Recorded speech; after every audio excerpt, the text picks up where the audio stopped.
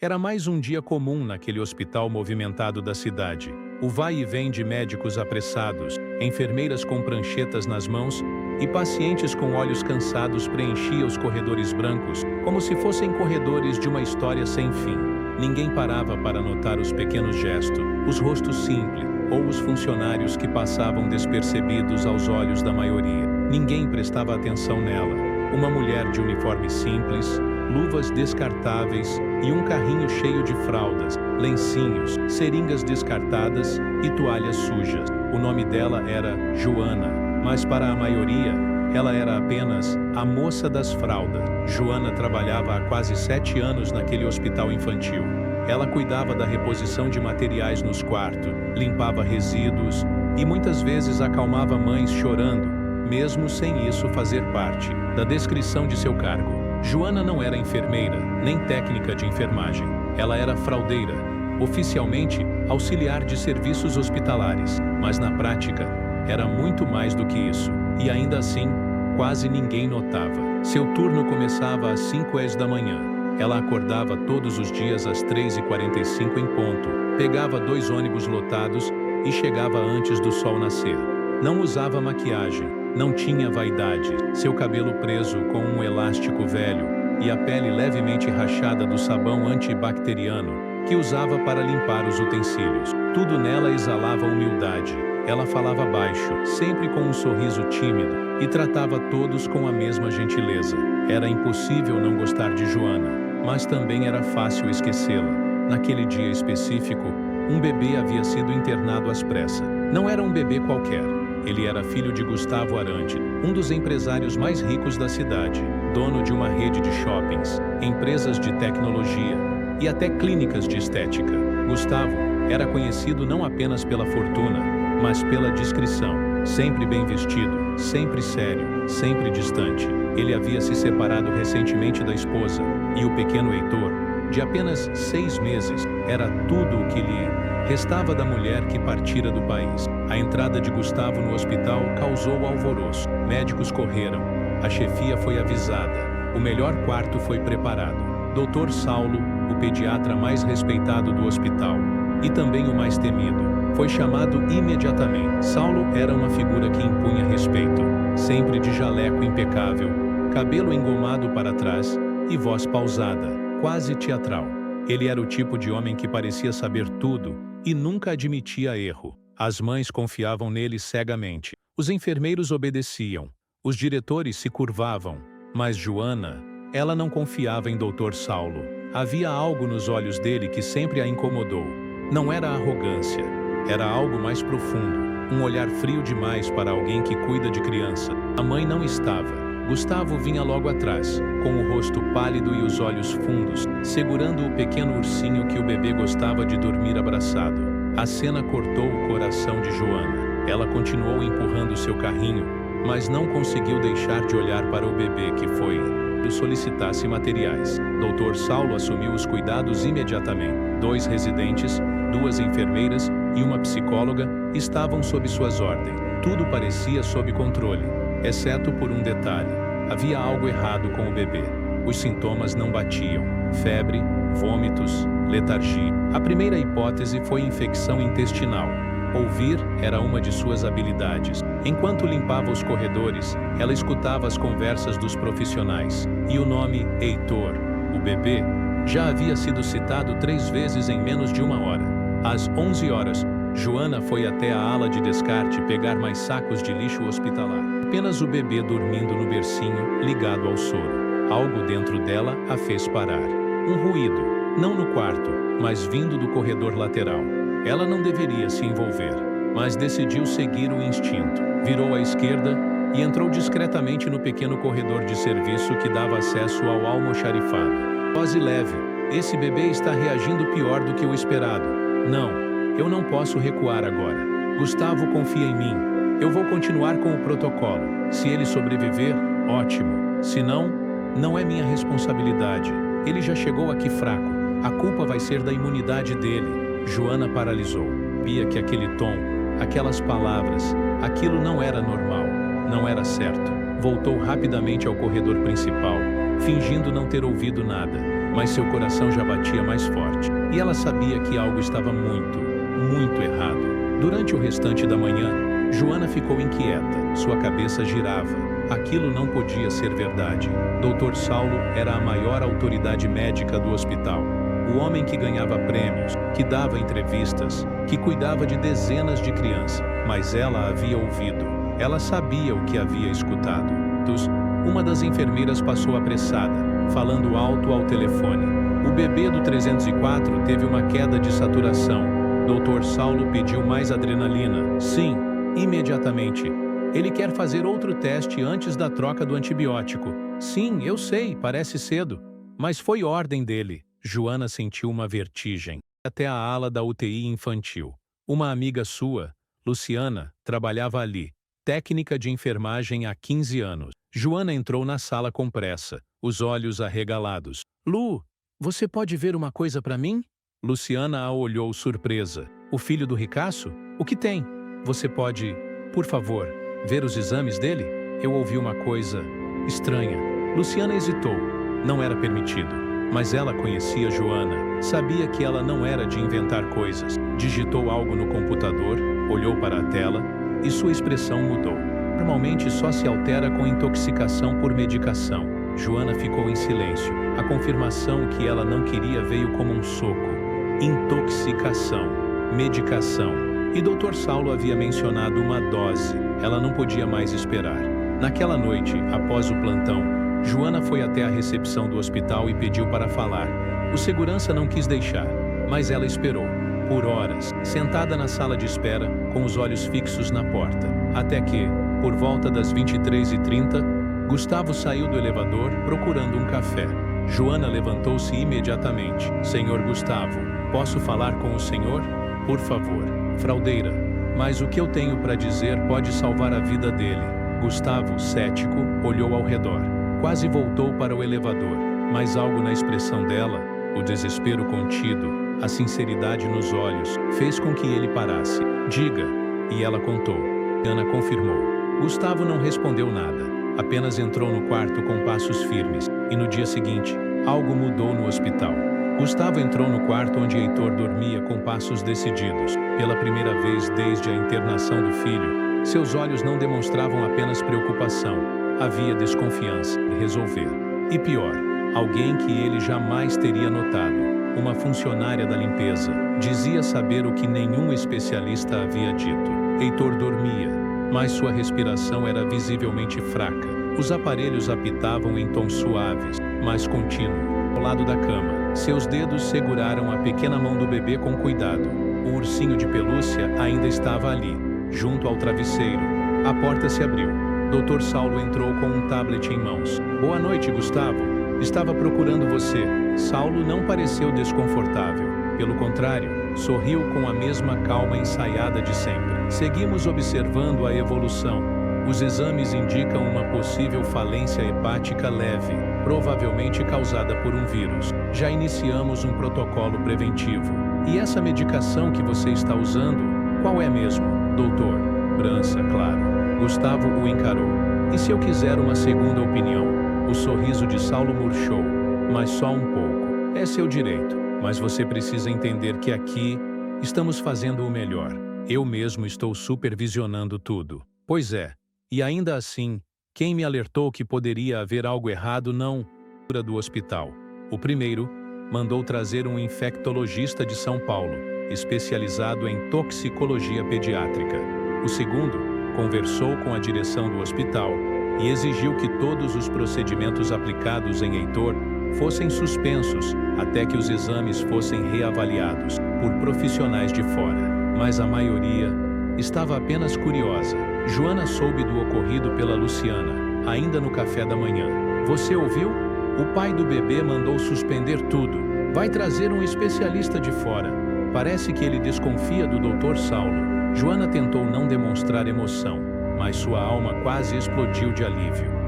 Trancou-se na sala da chefia e exigiu um posicionamento. A direção, temendo escândalo, tentou acalmá-lo, mas ele não era homem de ser desafiado, e muito menos por uma funcionária sem formação. Foi quando ele perguntou direto: quem foi que falou com o pai da criança? Ninguém respondeu. Se aproximar.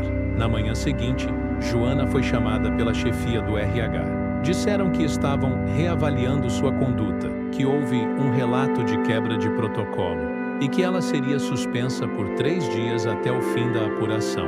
Joana não discutiu, apertado. Ela sabia que aquilo era retaliação, mas não se arrependia. Gustavo, ao saber da suspensão, tentou intervir, exigiu o retorno imediato de Joana, mas a chefia do hospital usou o argumento da hierarquia e da política interna. Ela não era da equipe clínica. 2 dias depois, o especialista de São Paulo chegou, fez novos exames, avaliou os relatórios, pediu amostras. Na terceira noite, bateu na porta do quarto de Gustavo com os olhos sérios. Preciso que você escute isso com calma. Gustavo assentiu. Isso não é erro. Isso é negligência ou má fé.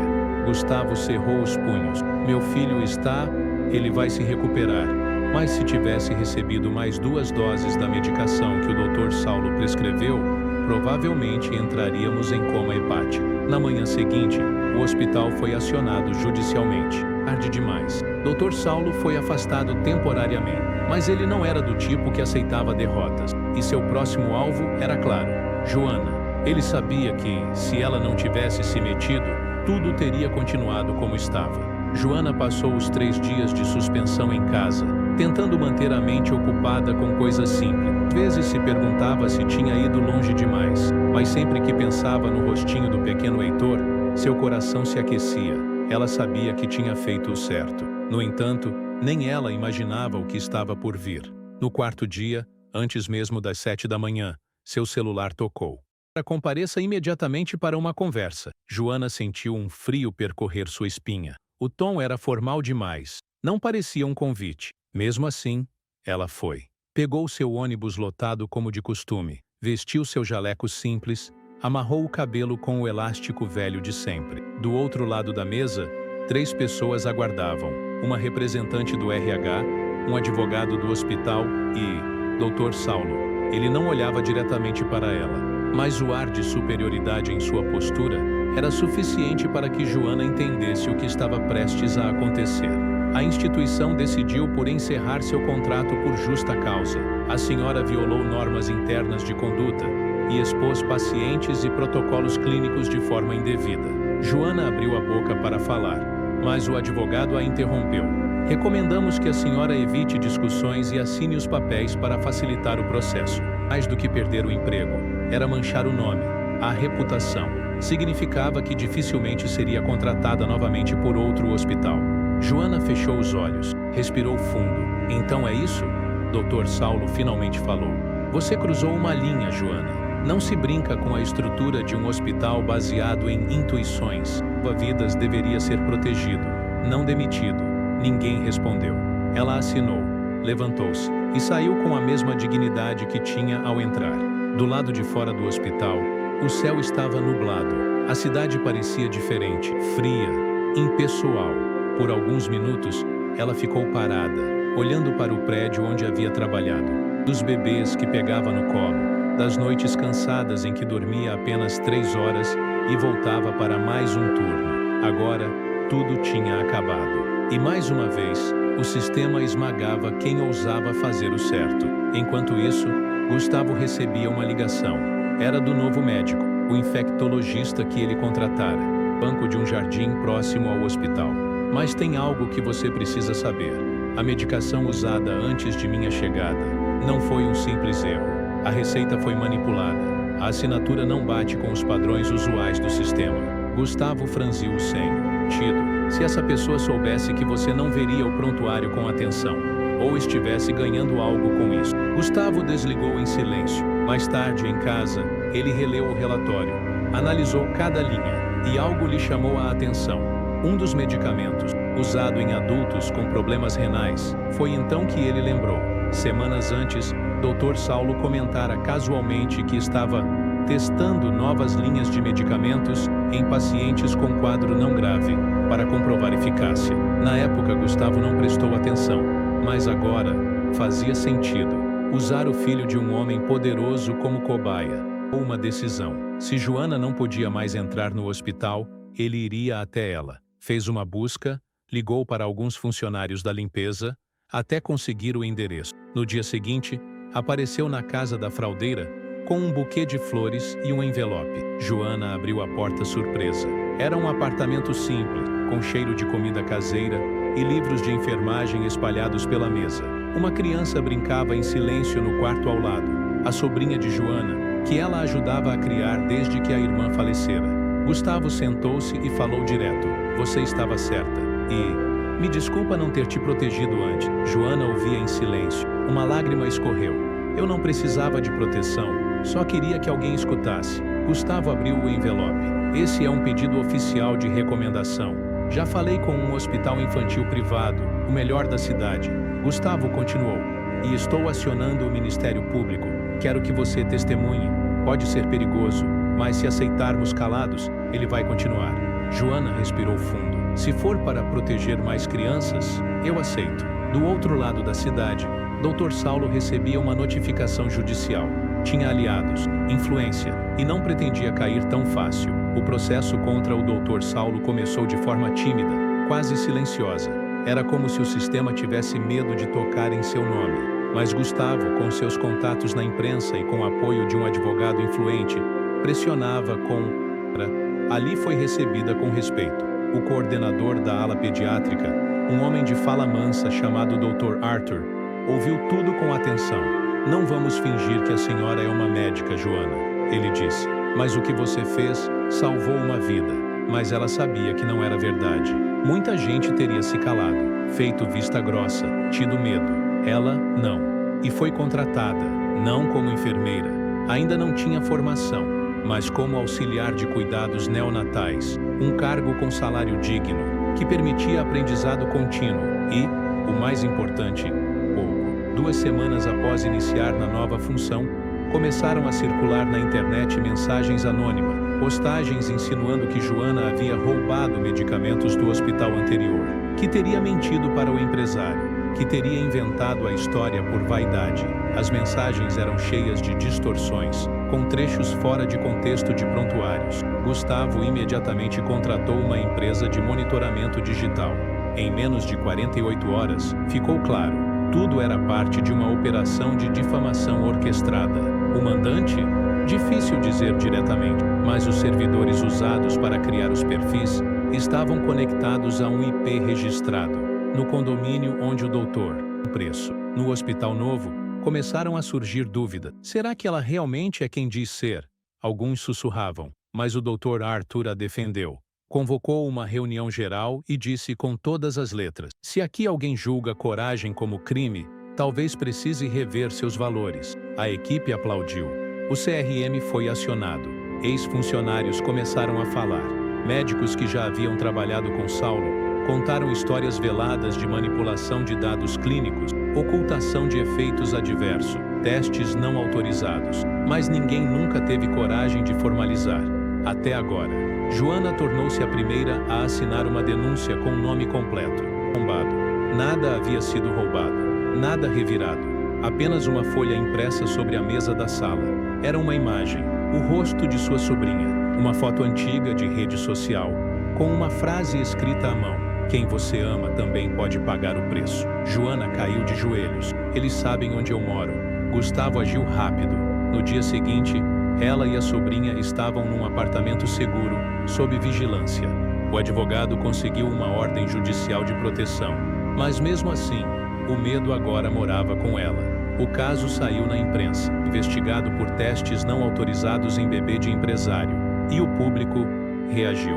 Joana passou a receber mensagens de apoio, flores deixadas na portaria, vídeos de mães agradecendo por sua coragem. A imprensa queria entrevistá-la, mas ela recusava. Queria manter o foco na justiça, não na fama. "Tenho consciência limpa. Estou sendo alvo de uma perseguição movida por ressentimento e ignorância." Mas por dentro, estava em pânico. Se fosse indiciado formalmente, perderia a licença, e o que viria à tona em seguida poderia acabar com sua carreira e com seus negócios paralelos, que iam muito além da medicina, dizendo que Joana era apenas uma auxiliar rancorosa, tentando destruir uma figura médica importante. Mas a verdade é que o vídeo gerou o efeito contrário.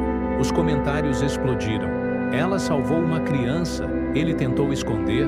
Quem é o vilão aqui?" Não se brinca com vidas. Reunia com Joana quase toda semana, oferecendo apoio jurídico, emocional e até financeiro. Eu devo a vida do meu filho a você. Nunca mais vou virar as costas para alguém como você, Joana. Certa noite, ele a levou para jantar com sua família. Nária, Joana, você é parte da nossa história. Ela mal conseguia conter as lágrimas. No carro, voltando para casa, Joana olhou pela janela, viu o reflexo de si mesma e se perguntou: como uma mulher simples, que dobrava fraldas e recolhia lixo de leito, havia se tornado símbolo de coragem para Nais, protegido seu emprego, mas escolheu falar, agir, e agora, mesmo com medo, mesmo sob ameaça, estava mais viva do que nunca. Do outro lado da cidade, Saulo quebrava copos na cozinha de seu apartamento luxuoso, ligava para seus contatos, tentava influenciar juízes, ameaçar jornalistas, comprar silêncio. Estava colaborando com o inquérito, e em poucos dias, uma gravação cairia nas mãos do Ministério Público, uma gravação que poderia mudar tudo. A gravação chegou à promotoria na manhã de uma quarta-feira chuvosa. Vinha em um envelope sem remetente, mas com um bilhete escrito a... No início, apenas vozes abafadas, sussurros técnicos, mas logo ficou claro.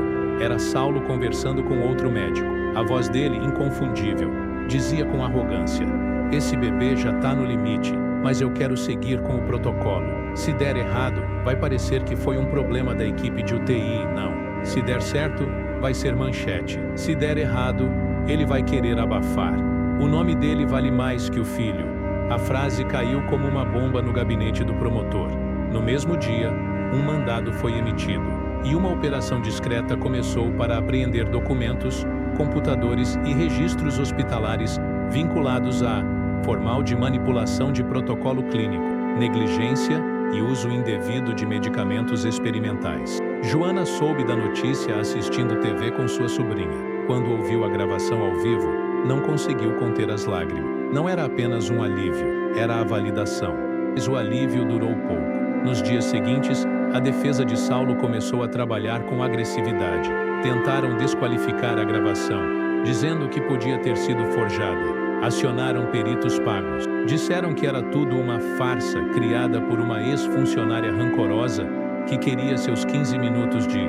Estaria frente a frente com advogados experientes, pagos para destruí-la publicamente. Na véspera do depoimento, mal conseguiu dormir. Sonhava com portas fechando, com olhares de julgamento, com o som abafado do choro de Heitor ecoando nos corredores frios do hospital. Mas ao entrar na sala de audiência, algo mudou, que ela mal conhecia.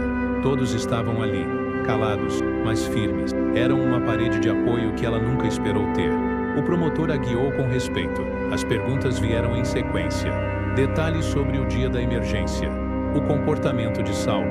Ferocidade. Você tem formação médica, Joana? Não. Então qual a base técnica da sua acusação? Eu vi o bebê quase morrer. E vi quem devia salvá-lo não fazer nada. A senhora é especialista em ética clínica? Sou especialista em humanidade. A resposta fez os murmúrios se espalharem pela sala. Pode afirmar que entende o que acontecia em protocolos médicos complexos? Ela respirou fundo. Porque quando você vê um bebê se contorcendo e ninguém age, você não precisa de diploma. Precisa de coragem. A promotoria exibiu a gravação. E então, outra testemunha foi chamada. Um ex-residente que havia abandonado o programa médico. O que era rumor virou evidência. O que era apenas suspeita virou um retrato cruel de arrogância e impunidade. Na saída da audiência, repórteres se acotovelavam. Joana não disse nada, apenas andou até a rua, respirou fundo e pela primeira vez em semanas sentiu o ar entrar leve nos pulmões. Políticas. E numa manhã fria, Joana recebeu uma notificação judicial, uma ação de calúnia movida por Saulo, exigindo indenização de R$200 mil. Era um ataque claro, tentativa de silenciar, de intimidar. Ela foi chamada a depor novamente, mas desta vez, não tremeu. Algo inesperado aconteceu. No dia do segundo depoimento, mais de 50 pessoas compareceram espontaneamente ao fórum. Pacientes antigos, funcionários do hospital, mães de recém-nascidos, todos segurando cartazes. Justiça por Heitor. Joana é a voz dos invisíveis. Diplomas não valem mais que a vida. A mobilização viralizou, tornou insustentável. E então, Em uma decisão histórica, o juiz indeferiu o processo de calúnia e determinou que o Ministério Público abrisse nova investigação, agora sobre abuso de autoridade médica e tentativa de silenciamento de testemunha. Saulo começava a desmoronar. Nos bastidores, investidores do hospital em que ainda atuava começaram a se afastar. Havia caído. Restava apenas o homem, arrogante, frio e agora desesperado. Do outro lado, Joana foi chamada para uma entrevista em rede nacional. Relutou, mas aceitou.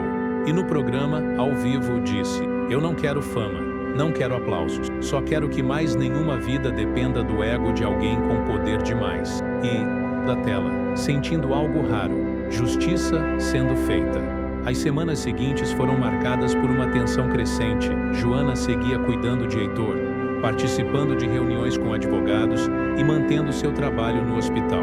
Mas algo a incomodava. Ela sentia que Saulo não havia acabado com suas manipulações. Da manhã, recebeu uma ligação de Gustavo. A voz dele estava tensa. "Joana, precisa vir agora. É sobre Heitor." Ela sentiu um frio na espinha. No carro, as mãos tremiam. Ao chegar à casa de Gustavo, encontrou a porta aberta. Nada parecia fora do lugar. De grave, aparentemente, mas seu instinto dizia que algo estava errado. Antes que pudesse investigar, o celular tocou. Era um número desconhecido. A voz fria e ríspida de Saulo surgiu do outro lado. "Eu ainda não terminei, Joana. Se quer manter o seu filhinho seguro, sugiro que pense bem. E detalhes íntimos." E agora, Heitor estava no meio disso. Joana imediatamente ligou para Gustavo e pediu reforço na segurança. Mas sabia que não podia depender apenas de proteção externa. Ela precisava agir. O medo transformou-se em foco. Cada decisão agora teria que ser estratégica para todos os bebês, incluindo Heitor, e rastrearam os acessos às instalações. Mas o assédio do vilão se tornava mais ousado a cada dia. Documentos falsificados começaram a aparecer, e uma carta anônima chegou com instruções para Joana ser afastada do hospital imediatamente, sob ameaça legal. Mas ela tinha coragem, inteligência e aliados. Joana começou a perceber que este confronto não seria apenas legal, mas psicológico. Saulo queria desestabilizá-la, fazer com que desistisse. Enquanto isso, o Ministério Público estava prestes a chamar Saulo para interrogatório. O juiz havia determinado medidas cautelares. Ele não podia se aproximar de Joana, de mensagens codificadas por intermediários, tentando plantar dúvidas e criar medo. Uma tarde, enquanto Joana descansava, recebeu um envelope grande sem remetente. Dentro, apenas uma folha com uma foto de Heitor dormindo e a mensagem: "Se você pensa que venceu, ainda não viu nada." Joana fechou os olhos e respirou fundo. Era o primeiro passo para cometer erro. Ela começou a planejar com Gustavo e Dr. Arthur. Era hora de virar o jogo. Eles decidiram usar a própria arrogância de Saulo contra ele. Uma armadilha sutil. Uma simulação de acesso ao hospital para avaliar a segurança dos bebês. Suas intenções malignas. O plano era arriscado. Mas Joana não podia mais recuar. A coragem de salvar vidas não permitia hesitação.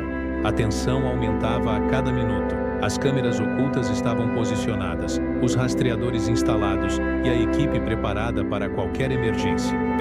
Mas cada passo dele estava sendo documentado, cada gesto suspeito registrado. Ele não percebeu que estava sendo monitorado por profissionais treinados. A arrogância que antes o havia protegido, agora o traía. Quando finalmente a gravação foi entregue ao juiz e ao Ministério Público, a prova era irrefutável. Ameaçar a criança e desacreditar quem tinha coragem de denunciar. A máscara do prestígio caiu completamente. O homem que se julgava acima da lei mostrava, enfim, sua verdadeira face. Naquele momento, Joana sentiu uma mistura de alívio e exaustão. Cada noite em claro, cada medo, cada lágrima havia valido a pena. E a moral estavam ao lado dela. E ali, sozinha em seu quarto, olhando para Heitor dormindo, Joana percebeu algo. Coragem verdadeira não é ausência de medo, é agir apesar do medo. O tribunal estava lotado. Pais de outros bebês, jornalistas, funcionários do hospital e ativistas de direitos humanos haviam se posicionado. Cada olhar fixo. Era como se a cidade inteira prendesse a respiração. Joana entrou, discreta, mas confiante. Vestia roupas sóbrias que transmitiam respeito e seriedade. Não havia medo em seus olhos, apenas determinação. Gustavo a acompanhava, segurando discretamente sua mão, como se transmitisse força silenciosa. Registros das interações de Saulo, depoimentos de funcionários e, claro, a gravação original que expunha sua arrogância e manipulação. Cada detalhe foi minuciosamente explicado, cada evidência ligada a uma ação concreta do médico. Saulo, sentado em sua cadeira, aparentava calma, mas havia um brilho nervoso nos olhos da situação. Tentava sorrir para os advogados, mas a tensão transparecia em seu corpo. Quando chegou a hora de Joana depor, a sala silenciou. Ela se levantou, respirou fundo e começou a falar. Cada palavra cuidadosamente escolhida, cada frase carregada de emoção e clareza. Vi um bebê em perigo, vi um profissional com poder ignorando seu dever. E fiz o que qualquer pessoa de consciência faria, agir para salvar uma vida. Os advogados de Saulo tentaram atacá-la, questionando sua formação, sua posição no hospital e sua interpretação dos eventos reais. Sua coragem e clareza começaram a virar o julgamento a seu favor. O público na sala, os jurados e até alguns repórteres viam na jovem uma integridade impossível de contestar. Enquanto isso, uma surpresa inesperada ocorreu. Um dos médicos residentes que antes havia sido pressionado por Saulo decidiu depor. Sua declaração foi decisiva. O elo final da cadeia de evidências que ligava o vilão à tentativa de prejudicar a criança. O juiz, atento e rigoroso, questionou Saulo diretamente. Cada resposta dele soava evasiva, defensiva e cada vez mais contraditória. Não havia mais espaço para manipulação. O promotor fez seu último discurso, não apenas reforçando a evidência, mas apelando para a moral e ética. Este caso não é apenas sobre um bebê, um médico ou uma gravação. É sobre responsabilidade, empatia e o valor de agir corretamente quando a vida de alguém depende de nós. Perante a justiça, um silêncio profundo tomou conta do tribunal. Todos aguardavam a sentença. Joana fechou os olhos por um instante, respirou fundo e, quando abriu, sentiu que havia cumprido seu papel, mesmo sem saber o resultado. Então o juiz falou. Cada palavra pesada e precisa. Considerando as evidências apresentadas, os depoimentos são de registros médicos e tentativa de intimidação de testemunha. A pena será determinada de acordo com o processo legal, mas fica registrado que sua conduta representou grave ameaça à vida de um menor e à confiança pública na medicina. Um murmúrio percorreu a sala. O emocional ainda estava por vir. Gustavo se aproximou e disse, emocionado, "Você salvou meu filho, não apenas fisicamente, mas emocionalmente também. Eu e minha família nunca esqueceremos o que fez." Joana sorriu com lágrimas nos olhos. "Eu só fiz o que qualquer um faria se tivesse coragem." Cabisbaixo, a verdade sobre sua arrogância e crueldade havia finalmente sido revelada. A máscara do prestígio havia caído, e seu mundo, antes sólido, agora desmoronava. Na saída, os repórteres cercaram Joana. Ela não queria fama, mas não podia deixar de falar. Coragem e integridade sempre têm um preço, mas nunca é difícil. O público presente e quem acompanhava de fora via não apenas a vitória da justiça, mas a vitória da moral e da humanidade. Heitor, seguro nos braços de Gustavo, sorriu para Joana como se soubesse que a vida acabara de lhe dar uma segunda chance. Despercebida. Após o julgamento, a vida de Joana começou a mudar de formas que ela nunca imaginara. Notícias sobre sua coragem e a manipulação de Saulo se espalharam rapidamente pelas redes, pela imprensa local e até nacional. Reportagens contavam a história do bebê, salvo por uma profissional que poucos valorizavam, destacando a integridade e a respeito. Alguns pediatras e enfermeiros mais antigos se aproximaram para parabenizá-la, admitindo que a visão e rapidez de Joana haviam sido essenciais para salvar Heitor. Pequenos gestos, como um sorriso ou um aceno, se transformaram em olhares de admiração silenciosa. Gustavo, aliviado, decidiu oferecer apoio adicional, abalada por ações do vilão, mas também reconhecia que sua coragem fora maior do que qualquer medo. Cada vez que segurava Heitor nos braços, sentia uma gratidão profunda que palavras não conseguiam traduzir. Enquanto isso, Saulo enfrentava consequências severas. Além da pena legal, perdeu prestígio, contratos e a confiança de dor e perigoso. Ele percebeu que anos de títulos e prêmios não poderiam apagar o que acontecera, e que a verdadeira autoridade estava na coragem de agir corretamente, algo que Joana demonstrara. Joana, por sua vez, começou a receber convites para palestras sobre ética, coragem e responsabilidade profissional. Com sua experiência, ela não queria fama, mas via nessa oportunidade a chance de inspirar outros a agir corretamente, independentemente de status ou influência. Em uma dessas palestras, Joana falou de forma clara e direta: não importa quão poderosa seja a situação ou quem esteja envolvido, é agir apesar do medo. As palavras ressoaram com intensidade na plateia. Alguns enxugaram lágrimas, outros assentiram silenciosamente. E entre eles, médicos e profissionais que antes teriam ignorado pequenas injustiças, começaram a repensar suas próprias atitudes. Ao mesmo tempo, Gustavo se tornou mais próximo da família de Joana, ajudando conjuntos de apoio a crianças em risco, inspirados na história que viveram. Cada passo que davam refletia um cuidado profundo, um compromisso de nunca permitir que injustiças como as de Saulo se repetissem. Joana também passou a refletir sobre o impacto emocional que o caso teve nela. Compreendeu que cada obstáculo, cada ameaça, servia como teste para revelar não apenas sua coragem, mas também sua capacidade de proteger aqueles que não podiam se proteger sozinhos. Enquanto isso, Saulo, isolado e humilhado, tentava reconstruir sua carreira em um ambiente diferente e ameaçar a vida de um bebê. Joana, por outro lado, se tornava símbolo de integridade e determinação, prova viva de que ações corretas sempre encontram reconhecimento. Certa noite, Joana caminhava pelo parque próximo ao hospital com Heitor no carrinho. A brisa fresca tocava seu rosto, e ela percebeu que finalmente sentia a vida tinha dado a ela a chance de proteger, salvar e inspirar. E isso valia mais do que qualquer medo ou obstáculo enfrentado. Ela olhou para o bebê e sorriu, sentindo a profundidade daquele momento. Cada lágrima derramada, cada noite sem dormir, cada decisão difícil, tudo se transformara em uma história de não estava apenas na justiça, mas no impacto que suas ações teriam para sempre. As semanas seguintes trouxeram mudanças sutis, mas profundas. Joana continuava sua rotina no hospital, cuidando de Heitor e de outros pequenos pacientes, sempre atenta, sempre vigilante. Mas agora havia uma diferença clara. Cada gesto seu era reconhecido, cada ação valorizada, mas a sombra da verdade que Joana havia revelado o perseguia a cada passo. Seu prestígio estava arruinado, e colegas evitavam contato, temendo se associar a alguém cuja reputação estava manchada de forma irremediável. Enquanto isso, Joana percebeu que a vida lhe reservava mais uma surpresa. Foi convidada como palestrante principal.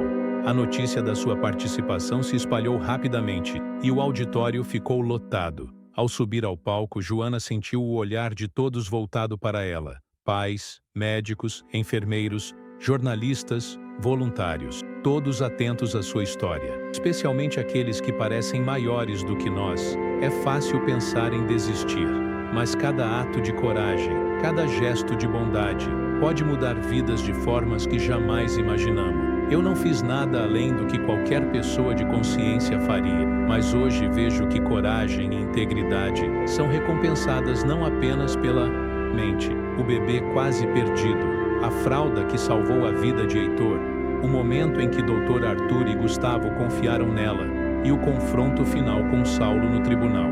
Cada cena reforçava a intensidade da jornada que havia vivido. Ao final de sua fala, aplausos calorosos ecoaram pelo auditório. Você mudou não apenas a vida de Heitor, mas a de todos nós. Nunca se esqueça disso. Ela sorriu, sentindo a profundidade daquele momento. Cada lágrima, cada medo, cada desafio superado transformaram-se em força, em aprendizado e em inspiração. E então, aconteceu algo que selaria de vez a reviravolta final. Joana, você nos mostrou que mesmo nas situações mais difíceis, existe esperança, que mesmo quando enfrentamos pessoas poderosas ou influentes, a verdade e a coragem prevalecem. Obrigado por nos lembrar que o bem sempre encontra uma maneira. Joana sentiu seu coração aquecer.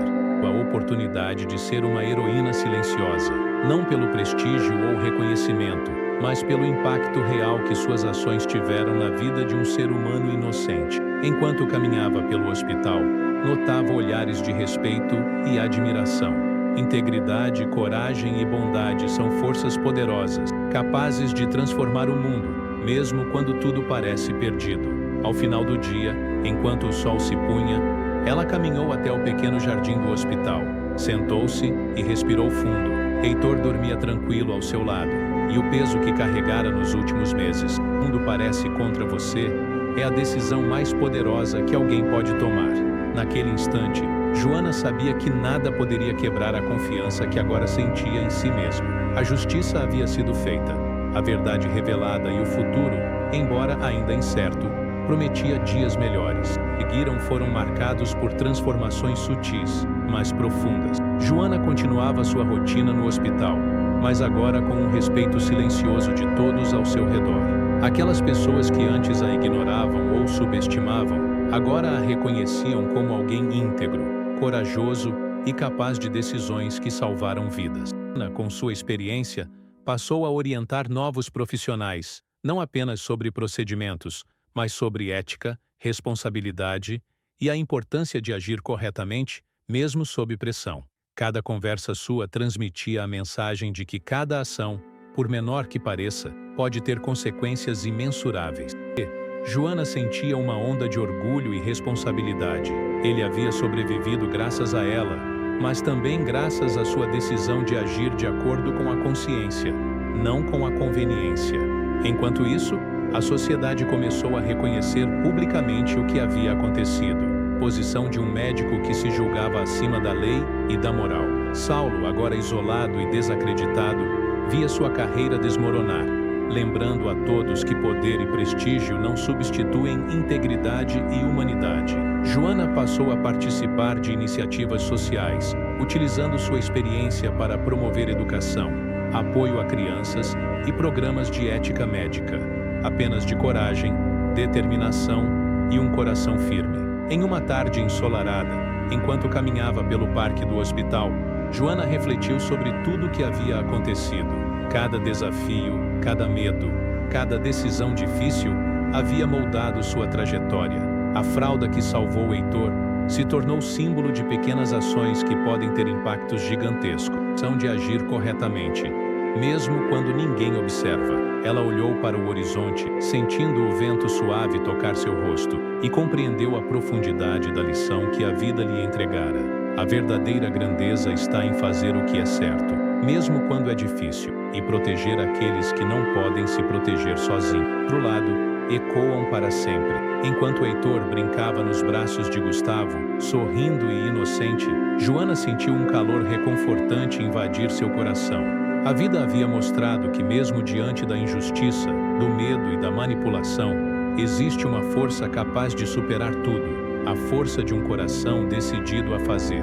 No jardim onde Joana caminhava, a história chegava ao seu final. Não havia apenas vitória, mas transformação. Não havia apenas justiça, mas aprendizado.